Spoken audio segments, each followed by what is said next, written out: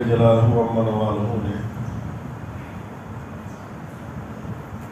زمین کی پیدائش سے 2000 سال پہلے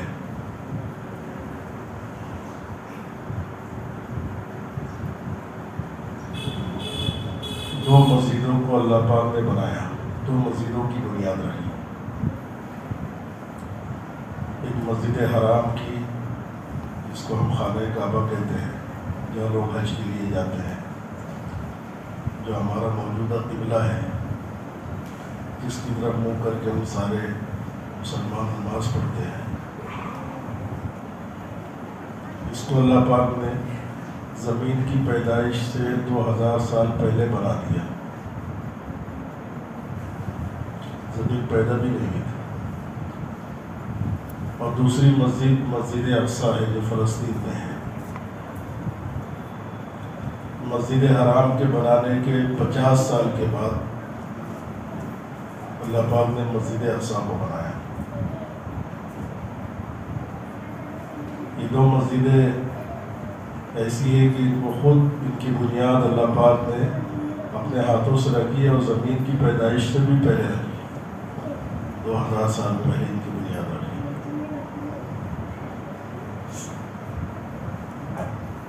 مسجد حرام کی تعمیر جو ہوئی ہے پھر حضرت آدم علیہ السلام نے کی ہے، اور مسجد اقصیٰ کی تعمیر حضرت سلیمان علیہ السلام نے کی ہے۔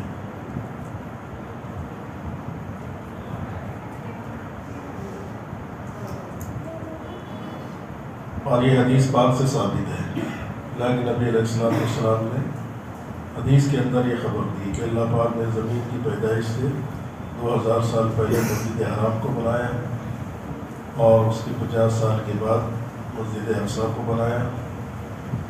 لیکن اللہ پاک نے تمہارے لیے، یعنی میری امت کے لیے، اپنی امت کے لوگوں کا تمہارے لیے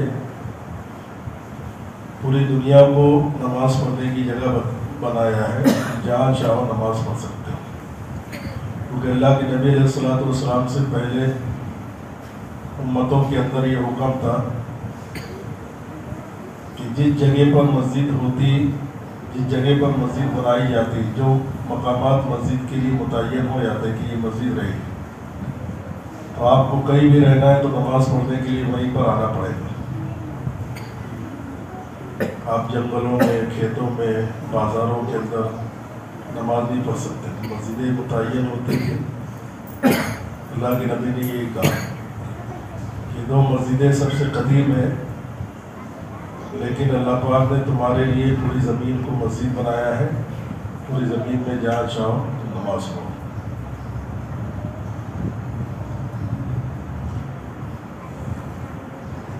مسجد حرام یہ تو مقدس ہے، اس کو جانتے ہیں، لیکن مسجد اقصیٰ کی تاریخ اور اس سے ہمارے کیا جذبات وابستہ ہے، اس کو اکثر مسلمان نہیں جانتے ہیں۔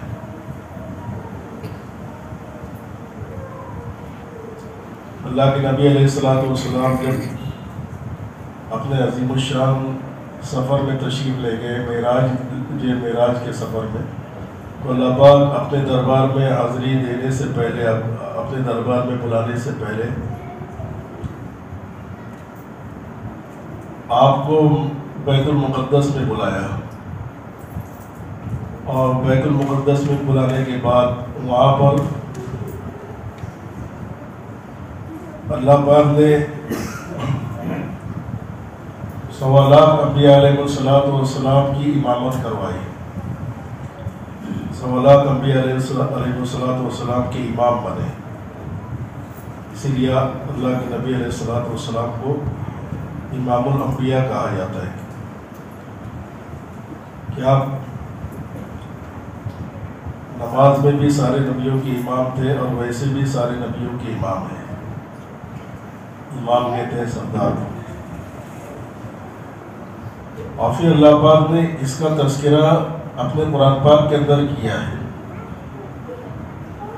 ہم جو لوگ قرآن پاک کی تلاوت کرتے ہیں، وہ پڑھتے رہتے ہیں، سبحان الذی اسریٰ بعبدہ لیلا من المسجد الحرام الی المسجد الاقصیٰ۔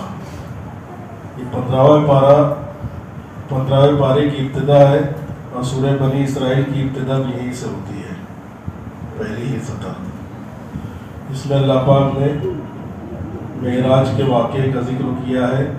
معراج کے واقعے سے پہلے جو مسجد حرام سے مسجد اقصیٰ گئے اللہ کے نبی، ان دونوں کا تذکرہ کیا ہے کہ اللہ پاک نے اپنے بندے محمد صلی اللہ علیہ وسلم کو مسجد حرام سے مسجد اقصیٰ لے کر گئے۔ بہت لمبا فاصلہ ہے، راتوں رات یہ فاصلہ طے ہونے والی چیز نہیں ہے۔ یہ اللہ کے نبی کا معجزہ تھا کہ راتوں رات مسجد حرام سے مسجد اقصیٰ گئے اور پھر مسجد اقصیٰ میں نبیوں کی امامت کرائی۔ پھر اس کے بعد معراج کا لمبا سفر ہوا، ایک ہی رات میں یہ سارے قصے نمٹ گئے۔ تو اللہ پاک نے اس کا تذکرہ کیا دونوں مسجدوں کا، اسریٰ بعبدہ لیلا من المسجد الحرام الی المسجد الاقصیٰ، مسجد اقصیٰ کا تذکرہ اللہ پاک نے قرآن پاک کیا۔ تو اس سے یہ پتہ چلتا ہے کہ امت مسلمہ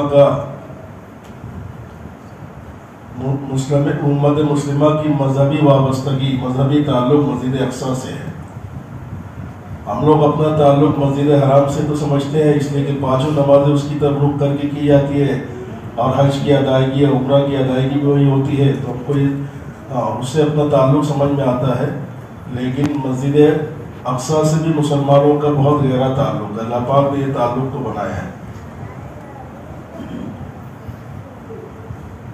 دنیا کے اندر تین مذاہب، آسمانی مذاہب کے ماننے والی تین بڑی قومیں ہیں۔ سب سے بڑی قوم مسلمان ہے، دوسرے نمبر پر تعداد کے اعتبار سے عیسائی ہے، اور تیسرے نمبر پر یہودی ہے۔ اسلام کے آنے کے بعد اللہ پاک نے سارے مذہبوں کو منسوخ کر دیا، یہودیت کو بھی اور عیسائیت کو بھی، لیکن قومیں اب تک ہے جو اس مذہب کو فالو کرتی ہیں۔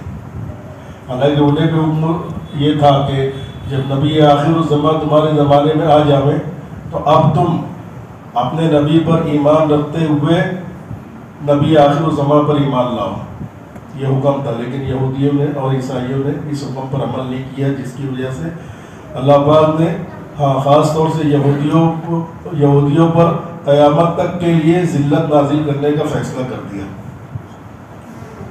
اللہ پاک نے فرمایا کہ انہوں نے اللہ کے اس بڑے حکم پر عمل نہیں کیا۔ کون سا بڑا حکم تھا؟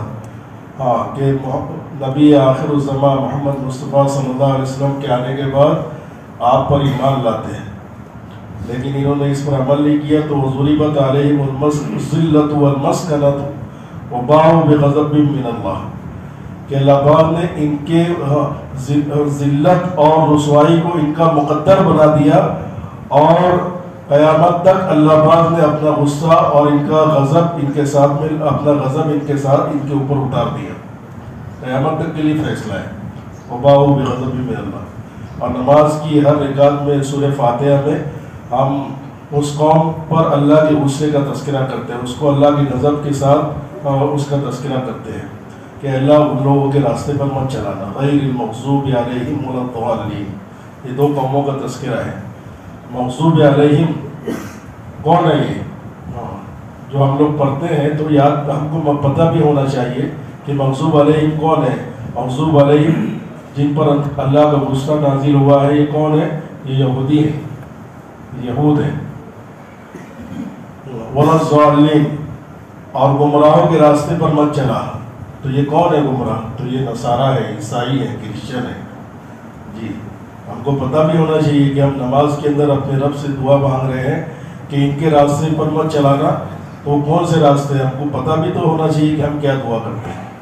تو یہ دونوں ہیں، یہود اور نصارہ، یہ دو قوموں سے دن میں 5 مرتبہ نماز کی ہر رکعت میں اللہ پاک سے اللہ پاک نے دعا منگوائی ہے کہ ان کے راستے سے پناہ چلنے سے بچو اور پناہ مانگو اللہ سے۔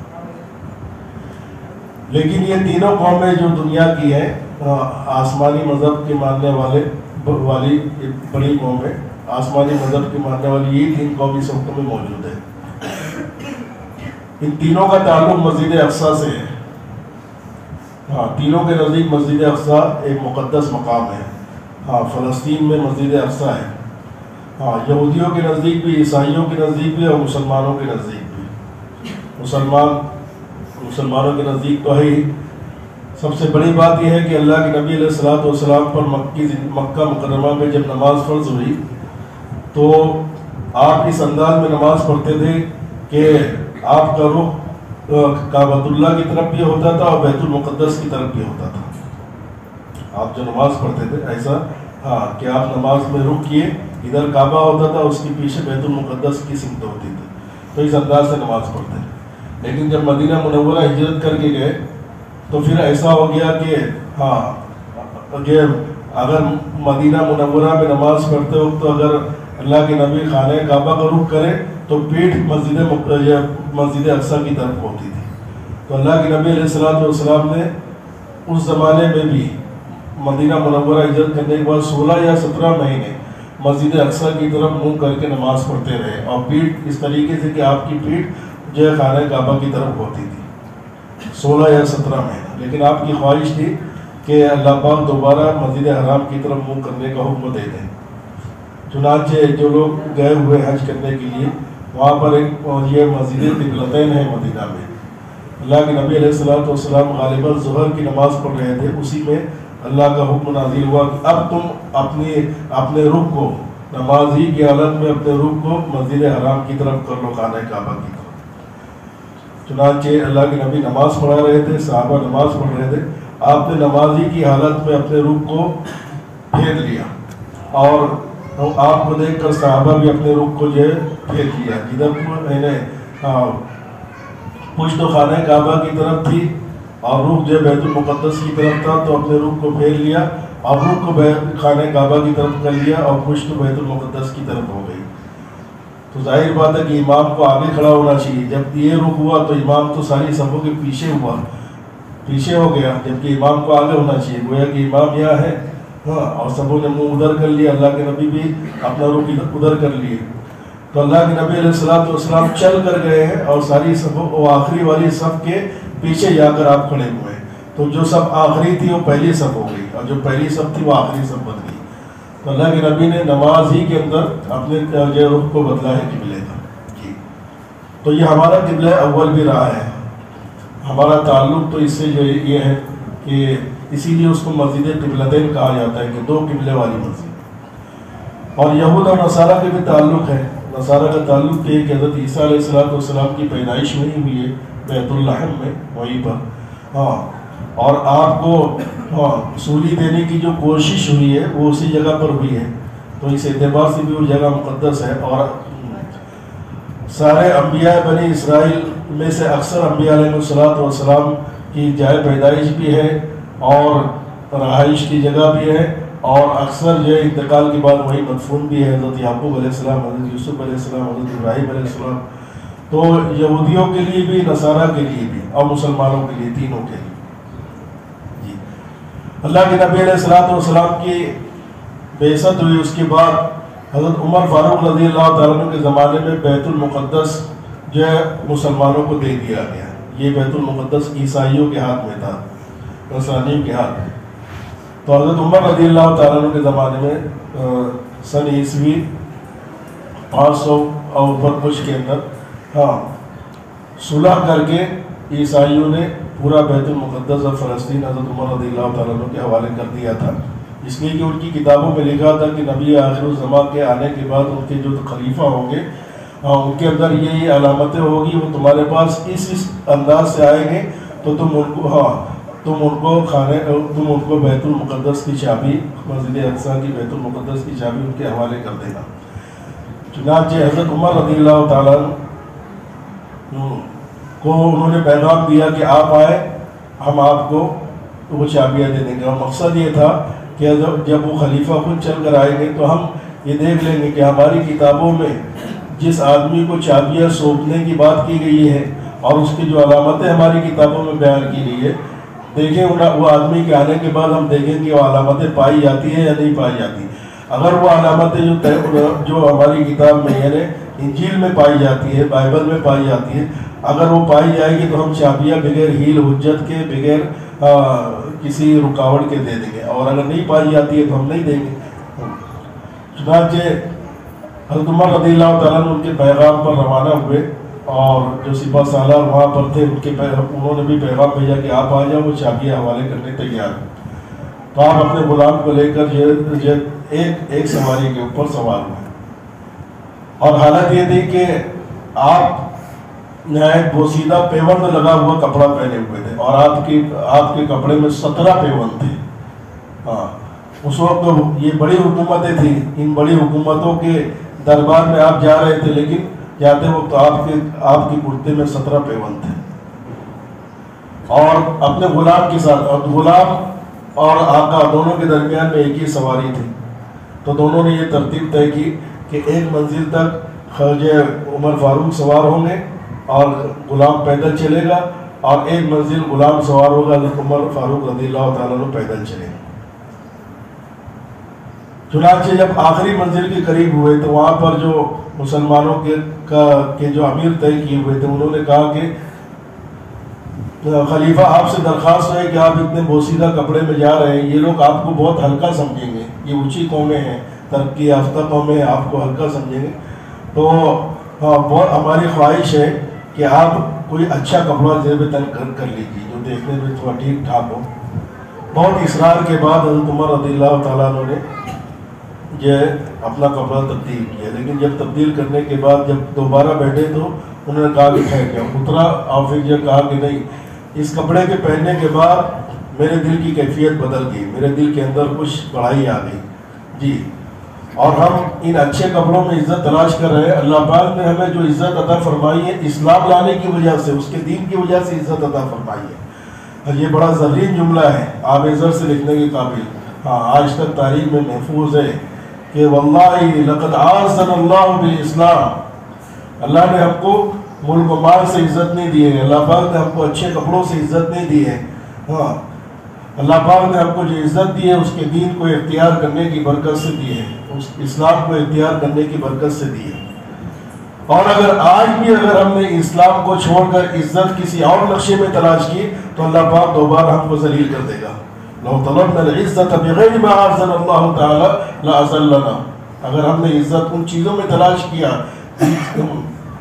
جن میں اس چیز کے علاوہ میں تلاش کیا جس کے ذریعے اللہ نے عزت دی ہے، یعنی اسلام کے علاوہ کسی اور چیز میں ہم نے عزت کو تلاش کیا تو اللہ اس پر قادر ہے کہ آج یہ عزت کہ آج وہ بڑی بڑی طاقتیں بلا کر بیت المقدس آج ہم کو حوالے کر رہی ہے، اس سے بڑی عزت کیا ہو سکتی ہے؟ یہ عزت اللہ پاک چھین لے گا اور دوبارہ ہم کو جو اسی ذلت کے مقام پر پہنچا دے گا۔ بہت بڑا سبق ہے جی۔ تو مسلمانوں نے جب اسلام کو اپنی زندگی کا اوڑھنا بچھونا بنایا اور اسلام کو اپنا واحد عزت کا جو ذریعہ بنایا اور اللہ کے احکام پر عمل کرتے رہے تو اللہ پاک نے یہ دن دکھائے عزتوں کے دن کی قومیں آ کر قومیں اپنے ہاتھوں سے اپنی ساری چیزیں حوالے کرنے کے لیے تیار، اپنا ملک حوالے کرنے کے لیے تیار۔ ہاں حالانکہ بیت المقدس اور مسجد اقصی ان کے لیے بھی مقدس تھی لیکن ان کو حوالے کرنے کے لیے تیار ہو جی۔ لیکن آگے اللہ پاک نے، میں نے جو سورہ بنی اسرائیل کی آیتیں تلاوت کی ہے اس کے اندر اللہ پاک نے یہ کہا ہے ہاں کہ اگر تم لوگ اسلام سے دوبارہ سرکشی کرو گے تو پھر ہم تم کو دوبارہ جو ہے ذلت کے مقام پر پہنچا دیں گے، میں عد تم عدنا، دوبارہ جو چیزیں ہم نے تم کو عزت کے راستے سے دی ہے وہی چیز ہم تم سے واپس دے دیں گے جی۔ تو اسلام کو چھوڑنا یہ عزت کے چھیننے کا بہت بڑا سبب ہے۔ بہرحال جب حضرت عمر رضی اللہ تعالیٰ عنہ آخری منزل پر پہنچے تو نمبر تھا غلام کے سوار ہونے کا اور آپ کے پیدل چلنے کا، تو غلام نے کہا کہ امیر المومنین آپ جو ہے سوار ہو جائیے، آپ جو ہے خلیفہ ہے اور آپ کو چابیاں دینا ہے، کیسا اچھا لگے گا کہ جب آپ داخل ہوں گے اور وہ آپ کو دیکھیں گے تو آپ پیدل ہوں گے اور میں اونٹ پر ہوں گا، میں سواری پر ہوں گا، اس لیے آپ جو اس وقت تو سوار ہو جائے، نمبر اگرچہ سوار ہونے کا میرا ہے لیکن آپ ایک مصلحت ہے جس کے تحت آپ جو ہے سوار ہو جائے، میں پیدل چلنے کے لیے تیار ہوں۔ لیکن حضرت عمر رضی اللہ تعالیٰ عنہ نے نہیں مانا، ہاں اور کہا کہ نہیں، جو نمبر ہے اسی کے مطابق، ہاں جو عدل انصاف کا تقاضا تو یہی ہے کہ جس کا نمبر ہے وہ سوار رہے گا، تو تمہارا نمبر ہے تم سوار ہو۔ ہاں چنانچہ جب حضرت عمر رضی اللہ تعالیٰ عنہ آئے تو انہوں نے آپ کو ٹھہرایا، اندر آنے نہیں دیا، عیسائیوں کے راہبوں نے، ہاں جو پادریوں نے ٹھہرایا، آپ کو اندر آنے نہیں دیا اور علامتوں کو تلاش کرتے کرنے لگے. تو ایک علامت اس کے اندر یہ بھی لکھی تھی کہ جب وہ مسلمانوں کا خلیفہ آئے گا تو اس کا غلام سواری پر سوار ہوگا اور وہ پیدل اس خلیفہ پیدل سواری پر یہ اس کی نکیل تھامے ہوئے ہوگا. یہ علامت تو انہوں نے جو ٹک مار دیا, یہ علامت پائی گئی. یہ آنے کے بعد جو ہے آپ کے کپڑوں کے پیوندوں کو شمار کرنے لگے. 1 2 3 4 5 6 7 تو 16 پیوند لکھ لیں. تو حضرت عمر رضی اللہ عنہ نے پوچھا کہ آپ کیا شمار کر رہے ہیں؟ کہا کہ ہم آپ کے کپڑوں کے پیوند شمار کر رہے ہیں. ہم نے اپنی کتابوں میں پڑھا ہے کہ جو خلیفہ آئے گا مسلمانوں کا, جن کو بیت المقدس کی چابی تمہیں حوالے کرنا ہے, اس کے کپڑے میں 17 پیوند ہوں گے اور آپ کو 16 ہی پیوند ہیں. تو آپ کے اندر وہ علامت نہیں پائی جا رہی ہے, چونکہ اللہ کی کتاب ہے, انجیل بھی, اس کی باتیں سچ ہے. تو عمر رضی اللہ تعالیٰ عنہ نے اپنی بغل کھولی اور کہا کہ 17واں پیوند یہاں ہے. یہ آخری علامت پائی گئی. انہوں نے ٹک مار کر دیا اور بیت المقدس کی چابی آپ کے حوالے کر دی. آپ 10 دن قیام کی, وہاں سے واپس تشریف لے آئے. اس وقت سے لے کر بیت المقدس مسلمانوں کے ہاتھ میں ہے, عربوں کے ہاتھ میں ہے, یہاں تک کہ ترکوں کا زمانہ آیا. ترکوں کی خلافت آئی اور ترکی یہ ایک اسلامی خلافت تھی, اور ترکی کے ختم ہونے سے اسلامی خلافت کا خاتمہ دنیا سے ہوا ہے. اسلامی خلافت کا قیام یہ مسلمانوں کے لیے بہت عظیم نعمت تھی جو کہ ترکوں کے ساتھ ختم ہو گئی. پہلی جنگ عظیم ہوئی 1914 کے اندر, پہلی جنگ عظیم 1914 کے اندر ہوئی. ترکوں کے ہاتھ میں یہ تھا جی بیت المقدس, خانہ کعبہ, یہ مکہ, پورا عرب علاقہ جو ہے, چونکہ یہ بھی فلسطین بھی عرب علاقہ ہے, تو یہ ترکوں کی حکومت تھی اور خلافت کے تحت جو ہے یہ سارے اس کے زیر نگرانی, زیر انتظام یہ سارے علاقے چل رہے تھے. لیکن پہلی جنگ عظیم ہوئی ترکوں کی برطانیہ کے ساتھ. برطانیہ اور امریکہ نے مل کر جو جنگ کیا ہے, لمبی جنگ چلی ہے. اس کے اندر ترکوں کو شکست ہوئی, جس کی وجہ سے جو ہے قبلہ اول بھی ان کے ہاتھ سے نکل گیا. چونکہ یہ بھی عرب علاقے میں تھا, فلسطین ان کے ہاتھ سے نکل گیا. اب وہاں پر جو مسلمان رہتے تھے, یہودیوں نے اس موقع پر کیا کیا تھا, امریکہ اور برطانیہ کے ہتھیاروں کے ذریعے سے حمایت کی تھی, ان کی مدد کی تھی. تو جب ان کو فتح حاصل ہوئی برطانیہ کو, اور ترکوں کو شکست ہوئی اور عالم عرب ان کے ہاتھوں سے نکل گیا, تو اب انہوں نے جو اپنا صلہ مانگا, ہاتھ پھیلایا یہودیوں نے کہ ہم نے آپ کی مدد کی تھی اوزاروں کے ذریعے سے, اسلحے کے ذریعے سے, جو اب آپ ہمارے مطالبے پورے کرو. کیا مطالبہ ہے؟ تو کہا کہ فلسطین ہم کو دے دو. تو پھر یہ 30 سال تک جو ہے چلتے رہے مذاکرات, اور پھر 30 سال کے بعد اقوام متحدہ میں یہ قرارداد پاس ہوئی کہ آدھا فلسطین, جس پر 1% بھی حق نہیں تھا یہودیوں کا, یہ خالص مسلمانوں کا علاقہ تھا, یہ فیصلہ کیا اقوام متحدہ نے 1948 کے اندر کہ آدھا فلسطین مسلمانوں کا اور آدھا فلسطین یہودیوں کا.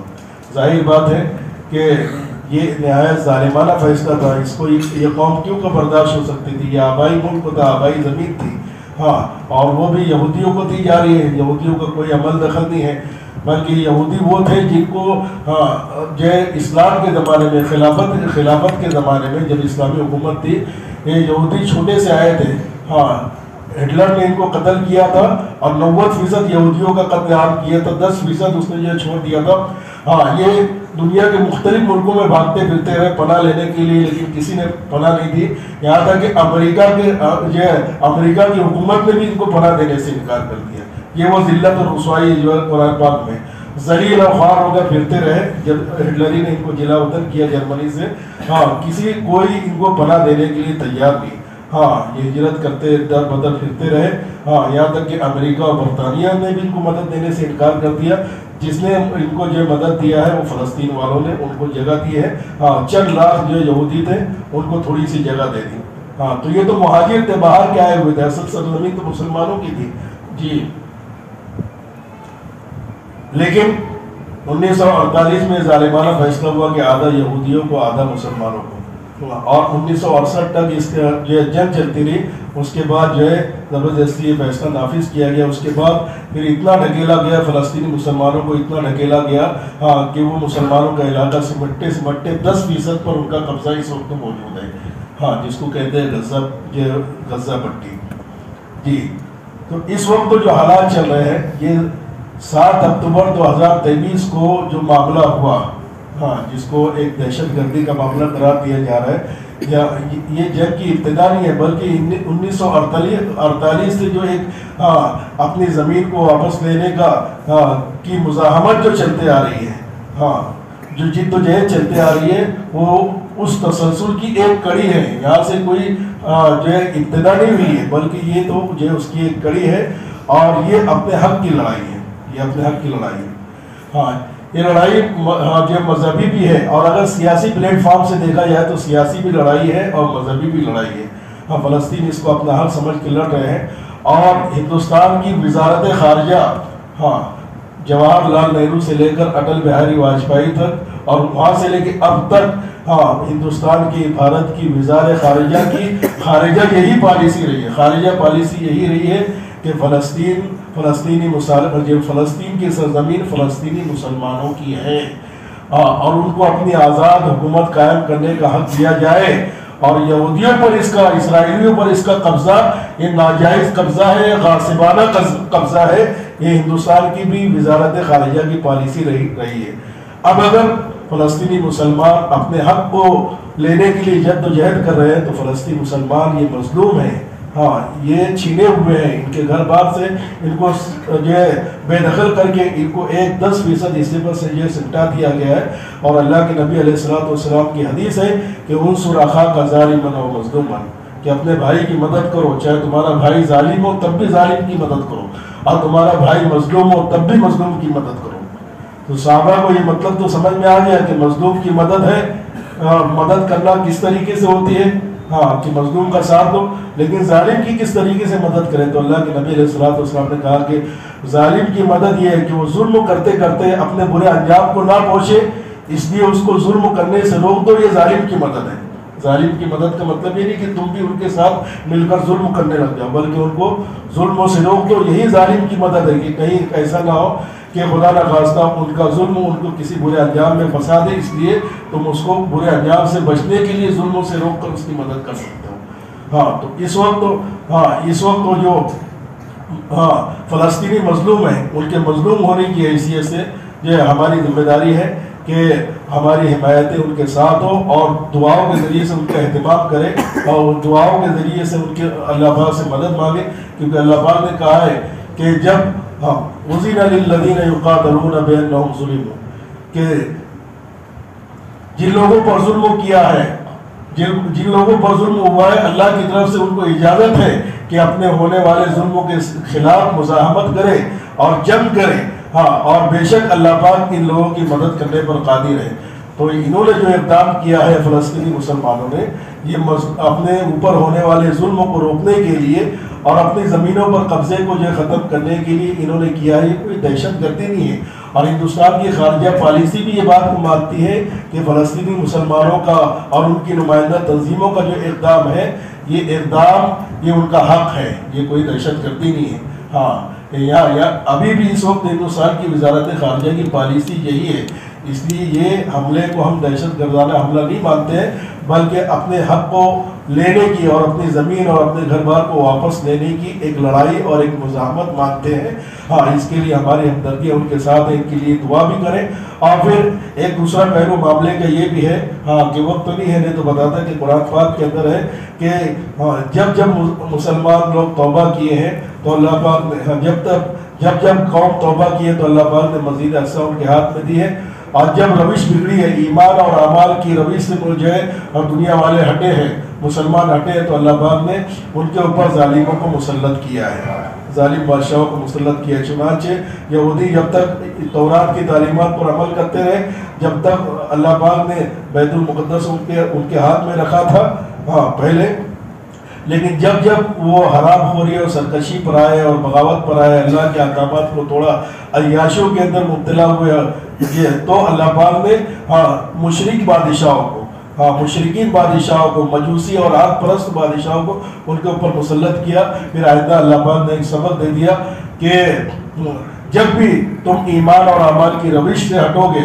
سارے مسلمانوں کے لیے کہا ہے کہ تو اللہ پاک بھی پھر دوبارہ ایسی ہی ذلیل قوموں کے ذریعے سے تم کو جو ہے ذلیل قوموں کے ذریعے سے تم کو ذلیل کریں گے اور تمہارا قبلہ اول تم سے یہ چھین لیں گے۔ تو دوستو اس وقت ایمان اور اعمال کی روش درست کرنا یہ بھی ایک بہت بڑا سبب ہے کہ سارے مسلمان ایمان اور اعمال کی روش پر آئے۔ یہ سبب ہے ظالموں کے ہاتھ سے قبلہ اول کے بچانے کا۔ تو دعائیں بھی کریں اور اپنے اعمال کو بھی درست کریں۔ اس کے لیے چھوٹے موٹے جوڑ ہوتے ہیں، اجتماعات ہوتے ہیں۔ اس وقت تو یہ 15 دسمبر کا اجتماع یہی ہے کہ یہ ساری امت مسلمہ اپنے اصل مقصد زندگی پر آ جائے، اپنی آخرت کو سامنے رکھ کر اللہ سے اپنے تعلق کو توڑ کر اور نبی والی معاشرت کے ساتھ زندگی گزار دے، تاکہ اللہ کے وعدے پورے امت مسلمہ کے حق میں درست ہوں۔ اور ماشاءاللہ یہ اجتماع کے کام بھی جو شروع ہو چکے ہیں۔ دعا کرے اللہ پاک اجتماع کے ذریعے سے دنیا کے باطل کو جو جنبناتا پھر رہا ہے اس کو توڑنے کا ذریعہ بنائے، حق کو غلبہ عطا فرمائے اور ظالم کو ظلم سے توبہ کی توفیق دے، اور ظلم اور اگر مقدر نہیں ہے ان کے توبہ ان کے مقدر میں تو اللہ پاک ان کو روئے زمین سے پاک فرمائے۔ آمین وآخر دعوانا الحمدللہ رب العالمین۔